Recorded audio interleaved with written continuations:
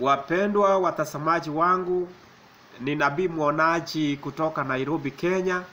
Ninawakaribisha tena katika somo letu la siku ya leo. Mahali popote mnanipata, ninawakaribisha sana. Na siku ya leo, wapendwa watazamaji wangu, ninaenda kuwaletea somo kuhusu mti wa kifumbazi. Kwa hivyo ninakuomba mahali popote ulipo na mahali popote unanitazama, uweze kujumuika pamoja na mimi. Huu ndio mti wa kifumbazi.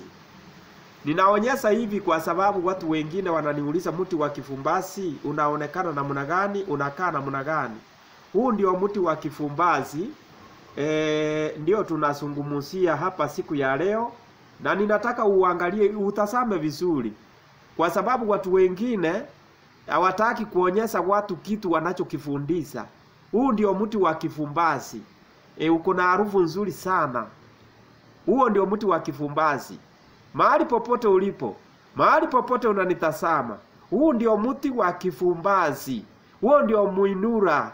Huu ndio mama wa miti. Huu ndio mama wa misimu. Huu ndio mama wa majini. Huu ndio mti ambao tunasema huo ndio unaitwa sacred plant, yaani mumea mtakatifu, mama wa miti. Huu mti unaitwa mama wa miti, mama wa dawa za asili, unaitwa Malikia, unaitwa Malikia wa mitishamba, unaitwa majina mengi. Huu ndio mama wa miti. Huu ndio mfumbazi. Huu ndio kifumbazi, mama wa miti. Kwa hivyo basi, siku ya leo tunafundisha kuhusu kifumbazi. Kwa hivyo karibu sana. Mahali popote unanipata, karibu sana tuweze kuenda pamoja. Kuna watu wananiulizanga, kwani huo mti unaitwa aje katika maeneo mengine? Kwa hivyo nitafafanua kwamba huo mti wa mmea wa kifumbazi umesambaa katika nchi ya Afrika nzima na majina tofauti tofauti. Kanda za Ziwa unaitwa rumbarumba. Ukienda kanda za Ziwa wanaita rumbarumba. Nyanda za juu kusini wanaita mununganunga. Kilimanjaro wanauita munyenye. Kule upande wa Tanga ni rumbarumba, unaitwa rufumba mbuku. Kule upande wa Tanga wanaita rufumba mbuku. Wahaya na Wanyambo wanauita kaswagara. Kenya, Wakenya wanauita kifumbani. Wakenya wanauita kifumbani. Kwa hivyo basi, tunapoendelea kuwafundisha, ni vizuri watu muweze kuelewa huo mti ni mti wa aina gani na unaitwa aje katika maeneo mengine. Katika taifa la Uganda wanauita muchachanuka. Muchachanuka kule Uganda. Kuna watu kutoka Burundi walikuwa wananiuliza kwamba huo mti unaitwa aje katika Burundi. Burundi wanauita agakaruzo. Agakaruzo kule Burundi. Wakongo walikuwa wananiuliza kwamba huo mti katika Kongo unaitwa aje, unajulikana aje. Kwa hivyo kule Kongo wanauita torumbarumba. Kule Kongo, kama Wakongo mnanifuatilia na ninajua mnanifuatilianga, unaitwa torumbarumba. Katika taifa la Malawi, na Wamalawi wananifuatilia sana, unaitwa kafafumba. Kafafumba kule Malawi. Kule Komoro wanauita nkati. Komoro wanauita nkati. Na wengine wanauita muinura. Kwa hivyo maeneo mengine huo mti unaitwa muinura.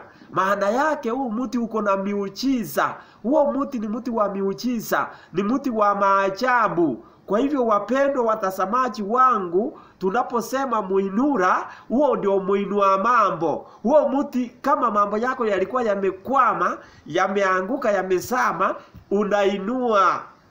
Nitafundisha, utajua vile unaenda kuinua mambo yako. Huo mti unainua mambo, ni muinura, ni muinua mambo.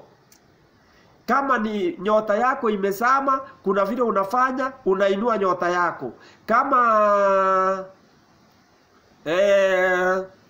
Kama ni biashara yako imezama, kuna vile unafanya, unainua biashara yako. Ndio maana unaitwa muinura. Huo ndio muinua mambo. Kwa hivyo karibuni sana, tuandamane pamoja na wewe, mtazamaji wangu. Nabii Mwonaji sikuji hapa kukupa kitu ambacho sijui. Ninakupa kitu ambacho ninakichua. Kwa hivyo basi tufuatane, itakuwa na part 1 na part 2. Somo refu. Tumia huu mmea kama chai kila siku, au tafuna tu majani yake, au weka hata kwenye mboga, gonga, faida zake ni nyingi mno. Yaani huo mti kama utachukua tu hivi, ukachukua tu hivi, ukatafuna tu, kutafuna peke yake, faida zake ni nyingi sana katika mwili wa mwanadamu. Kama utakuwa unatumia haya majani yake kama mboga, unaweka kwenye mboga, unatibu vitu vingi sana kwa mwili wa mwanadamu. Hata kama utasaga unga wake ukakuwa ukaweka kwa vinywaji, utakuponya mambo mengi. Haya basi tutembee pamoja. Kuna huo mti unatumika kwa kutibu chango za watoto wadogo. Kama wewe uko na watoto wako na chango, unatumika kwa sababu ya kutibu chango. Na kama tumbo lako linauma, kuna watu wanaumwa tumbo, ni kuchemuza haya majani yake, ni kuchemuza. Unachemuza majani ya mti wa kifumbasi, alafu unakunywa. Kunywa tu hata mara 2 kwa siku, asubuhi na jioni. Hata mjana utakunywa, hata jioni. Yaani ni tiba nzuri sana. Kama tumbo inauma, hiyo tumbo inapona. Hii ni tiba kubwa sana. Kama unaumwa tumbo, kama uko na chango, ondoa maradhi ya chango, ondoa maradhi ya kuumwa tumbo kupitia mti wa kifumbasi. Nataka nieleweke vizuri sana. Hapa ninafundisha watu na wao wakuwe walimu, waende kufundisha wengine. Ndio maana ninachukua muda wangu kuelezea, ili mtu ajue kitu ambacho ninakifundisha. Walimu wengi hawafundisangi kwa kuelezea watu kwa undani, ili watu waweze kuelewa kitu gani wanastahili kufanya. Wanakuja wakificha mambo. Mti huu, mmea huu hutumika kama kinywaji kwa watu wenye homa. Kuna watu unapata wako na homa, wako na mafua. Hawa watu wakitumia kwa sababu ya kuchemuza na kunywa, homa itaisha. Kama uko na homa saa hii, tafuta huo mti, anza kuchemuza mahali ulipo, na homa itakuondokea. Iwe homa ambayo imekukwamilia, iwe homa ambayo inakuja na kwenda. Kuna watu wako na homa ambazo hasiizi. Tumia mti wa kifumbasi kuondoa matatizo ya homa na mafua. Mmea huu wa kifumbasi, mmea huu wa kifumbasi ni mmea wa nguvu sana. Mmea huu ni tiba ya kifua. Kifua, kama kifua kinauma, kama kifua kinafungana, kifua kinauma, kinafungana, wewe kata majani yake, tafuna. Una vitonda vya koo, chukua majani yake, chemusa, sukutua, imeisha. Itakuwa imeisha. Kwa hivyo wapendwa wangu, ninakuomba sana uweze kufanya vile ninavyoelekeza. Kama uko na shida ya kifua, kama uko na shida ya vidonda vya koo, kuna watu wanakuwa na vidonda huku ndani, tumia kwa kuchemusa na kunywa. Hii itakusaidia sana. Tumia tu kwa kuchemusa na kunywa. Hii itakuwa imekusaidia sana kuondoa mambo ya matatizo hayo. una stress, unaonekana kuchanganyikiwa, chukua majani hata 15 tafuna, utarelax, utakuwa fresh. Huu mti unafanya watu wakuwe fresh kwa sababu ya kuondoa stress. Kama uko na stress, hii ndio tiba ya kuondoa stress. Kwa hivyo basi, mpendwa mtazamaji wangu, ninakuomba sana uondoe stress kupitia matumizi ya mti wa kifumbazi. Kwa matatizo ya meno, kuna watu unapata meno zao zinauma, wanakuwa na meno zinapasuka pasuka. Tafuna hii mti. Kwa kutafuna mti huu utakusaidia sana kwa matatizo ya meno, kuondoa matatizo ya meno. Kama kuna wadudu ndani, wanakufa. Na tena nilifundisha wakati mwingine ule, nikasema kama uko na tatizo la meno, wadudu wanaishi ndani ama viini fulani ama bakteria fulani, enda ukachukua ile turatura, lile tunda la turatura, maji yake unaweka kwa glass, unaweka maji kwa glass, alafu unakuja unafinya ile turatura lile tunda, alafu maji yake unaweka kwa mdomo, alafu unatema. Unaweka kwa mdomo, alafu unatema. Itaua bacteria, itaua fungus, zile ambazo zinatesa meno za watu, zinaanza kuseeka, zinaanza kungolewa. Hiyo ni tiba kubwa sana. Kwa hivyo basi, kuna watu wengine unapata kwamba wako na matatizo ya harufu mbaya ya kinywa. Yaani kinywa chake kinatoa harufu mbaya, ananuka mpaka anashindwa kuongea na watu. Kama uko na tatizo hilo, wewe tumia mti wa kifumbazi. Kausa majani yake, twanga, tumia unga kupigia mswaki. Unakausa unga wake, unasaga, kipata ule unga, tumia mswaki, unafanya nini? Unatumia kupigia mswaki kila siku, na utaona matokeo, mabadiliko makubwa sana. Harufu mbaya itakoma. Namba ingine ni kwamba una mafua makali, chuma majani yake yafikije, weka puani, baada ya dakika 15 utapiga chafya sana, mafua kwa eli. Kwa hivyo kama uko na hiyo shida, tumia hiyo njia kwa kufikinya, yaani unasema yafikije. Kuyafikija ni hivi. Unafanya hivi, hii ndio kufikija, namna hii, alafu unaingiza hapa.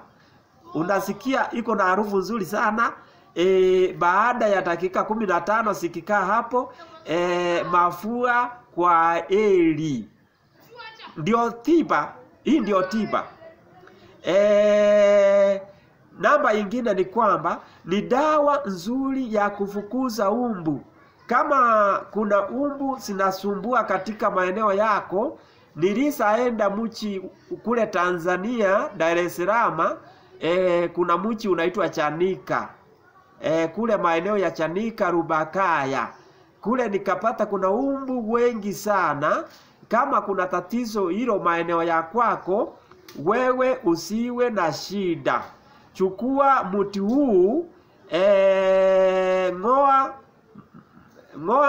ngoa nzima na mizizi yake, weka ndani. Umbu wanakimbia, au pia choma majani yake kwenye moto, umbu kwa heri.